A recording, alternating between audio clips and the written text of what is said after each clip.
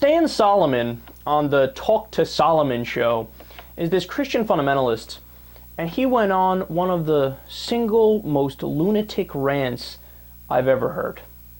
I mean, he goes after gays, Trayvon Martin. He just throws haymakers in the direction of people he thinks are not him. Anybody who's not, if you're Jewish, if you're liberal, if you're black, if you're Muslim, if you're not a waspy Whitey McWhitington, he hates you.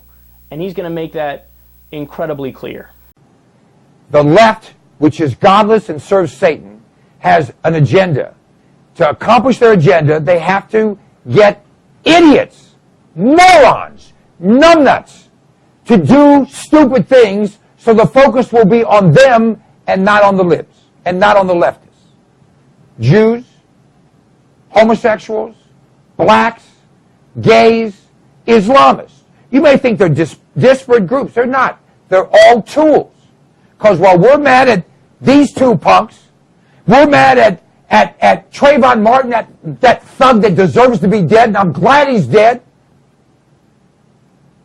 Pieces of crap, homosexual like that. What's that one guy's name? Savage. That faggot. That horrible, awful, terrible excuse for a human being who's at the White House promoting attacks on Christians. I hope he dies, he probably will, of every disease known. By the way, I'm sending him a fire hydrant for his birthday. I'm hoping he'll sit on it. He'll slide all the way down to the ground.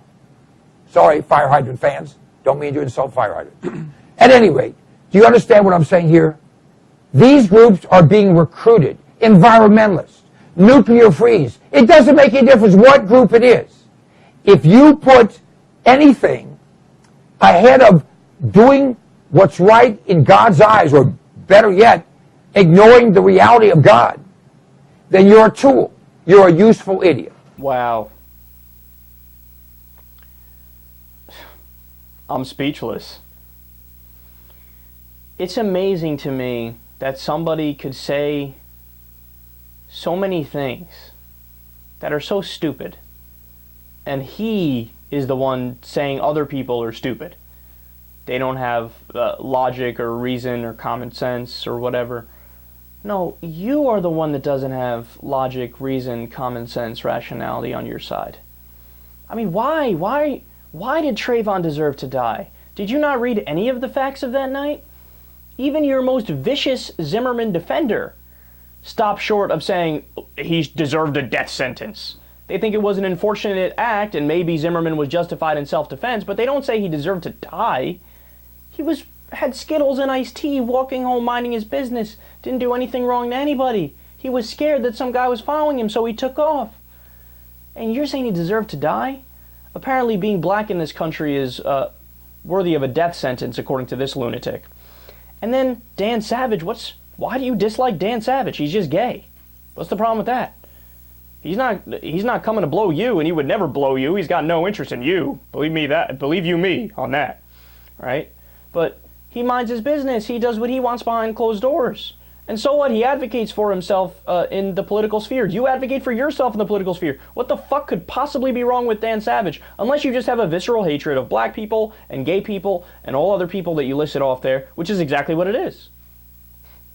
Now, this guy, I don't know if you heard me at the beginning of the clip, he fancies himself a Christian.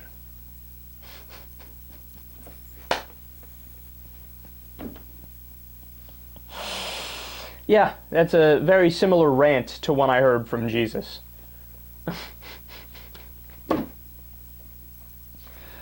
Look, I'm caught in the middle here between being totally outraged and wanting to go through all those things point by point and talk about how it's idiotic, and just laughing at him and calling him and saying he's a comedian, he's a joke, right? And he is a joke. But here's the thing, and this will be my final point on this, because I don't see a need to really fully debunk all this. It speaks for itself, right? He's our best argument. He is simply our best argument. If somebody says, I'm a conservative, I'm a Christian, just be like, here, watch this. That guy's on your team. Sure you don't want to switch teams, right? But when you are so when you believe stupid things, right, it's one thing to believe those things and to have a certain level of humility along with it. To say, like, this is what my belief system, but I'm just basing it off my opinion. I don't have any facts to back it up. And it is what it is. I'm open to change if you can present a good argument, right?